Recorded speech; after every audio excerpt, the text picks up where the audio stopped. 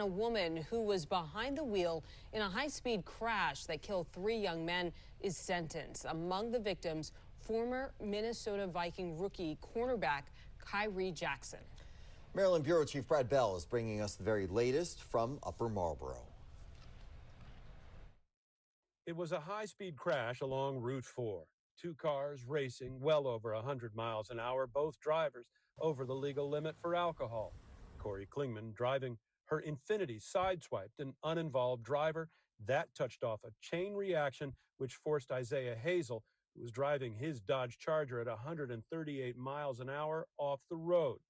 Hazel was killed along with his passengers, A.J. Litton and Minnesota Vikings rookie player Kyrie Jackson. The 3 young men had been high school and college football stars. Klingman was a close friend. It was a tragedy which touched many in the community. The funeral for Jackson and Litton packed a megachurch.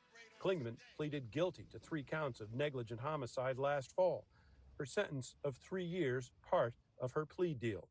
She apologized through tears in court Wednesday after hearing tearful impact statements from Jackson and Litton's parents. Her lawyer says her remorse is genuine. This tragedy was so immeasurable, so intense, so very difficult for her to make it through. And the reality is she wanted closure, she wanted to admit, she wanted to convey her remorse to the families and move on with her life. State's Attorney Tara Jackson hopes the crash and sentence send a signal. I'm especially talking to our young people. We get out here, young people, and you think you're invincible and you think that it'll be okay. And today we saw that it's not always okay. Yeah, as you say, man, young people get out here and think that they're invincible, think they can handle drinking and driving and things like that. Again, my condolences to the 3 that lost their lives in this crash. I remember when this news first broke. Just terrible tragedy, man. You make it to the league, and you're out and chilling with friends who you've been playing ball with for so long, and then your life gets cut short like this at a young age. Just terrible tragedy. And young people have to realize, man, you're not invincible, and you don't really need to be out there doing stupid stuff like street racing. Especially you going over 130 miles, like the Charger was going over 130 miles. If you hit something, man, your odds of living are slim to none. And this all could have been avoided just by not being out there street racing. And it's good that she took accountability, but at the same time, man, it's sad that three guys had to lose their life because of this. And I'm sure these families are forever changed.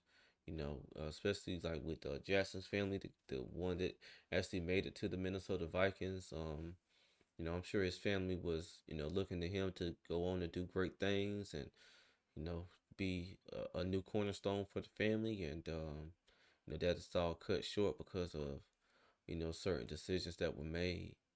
And, when you're intoxicated, a lot of people think they have all their senses together, but you're really out of your senses. You're technically like not able to really make too good of decision making or have discernment as far as what they should do, what they shouldn't do. And neither should have been driving while drunk. That's really one of the reasons why ride sharing is pretty good, as far as, having someone to come pick you up when you are intoxicated and try to get you to your destination pretty safely. So, tragic story. She was sentenced to 3 years and some other conditions, but she could have been sentenced to a lot longer. That's a year per death that was involved. And maybe it's the fact that the other person, one of the guys who was driving, who lost their life, was also going over at a high rate of speed. But one swipe of an uninvolved car, and then that set off a chain reaction to where 3 young men lost their lives that should still be here with us. Speed and alcohol kills. Well, joining you now live from the courthouse, the actual sentence was 5 years for each of the lives lost, suspending all but 1 year each, adding up to 3 years. But the judge is giving Corey Klingman credit for time she spent in home detention, so her actual sentence works out to a bit less than 2 years behind bars. Scott? Yeah, so Brad, to that exact point, if the credit for time on home detention brings that sentence down to less than 2 years of serving more time here, that's for taking 3 lives. What does the state's attorney have to say about that? Yeah, and a lot of people ask that question, right? 2 years, 3 lives lost. Well, the state's attorney says a lot of things are factored in here. The judge actually, decides what the sentence is. And among the things he considers is that this was not a conscious decision to go out and take lives. These were people who were important to her.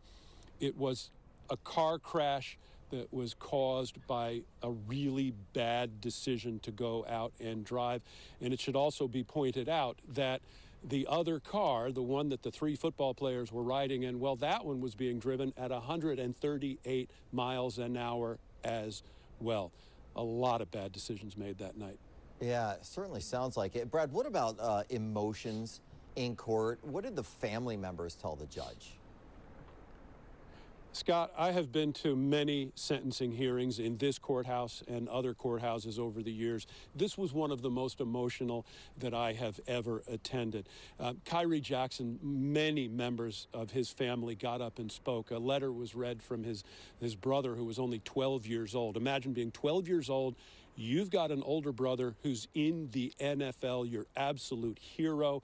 He lost that brother, Kyrie Jackson's father, getting up and speaking. This was his pride and joy he lost. The same with the Litton family as well. These were high-performing young men. They succeeded in high school. They succeeded in college. They were well on their way, and their family members got up and said, they will never forget the horror of that morning, that very early morning when they got the call. Their lives, they say, will never be the same. In Upper Marlboro, Brad Bell, 7 News. Yeah, their life definitely will never be the same. Very, very unfortunate.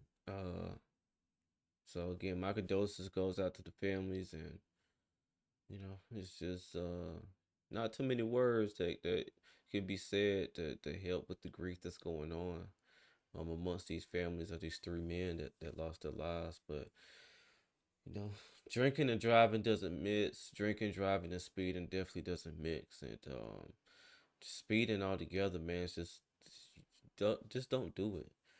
Your odds of getting into a serious wreck or something seriously happening is very high in those situations. And if you really want to take life serious, and don't think you're invincible. Nobody's invincible. Our flesh is just flesh. Flesh, bone, tissues, organs, and blood, fluid, bodily fluid. That's it. Take life precious, man. Apparently she knew the guys and stuff like that. So I know that kind of weighs heavy on her too. But the judge, made their decision, and yeah, here we are. Again, my condolences to the family, and I'm gonna go ahead and wrap this one up. If you like my content, make sure you like, comment, and subscribe to my channel. This is Justin Paul. Peace.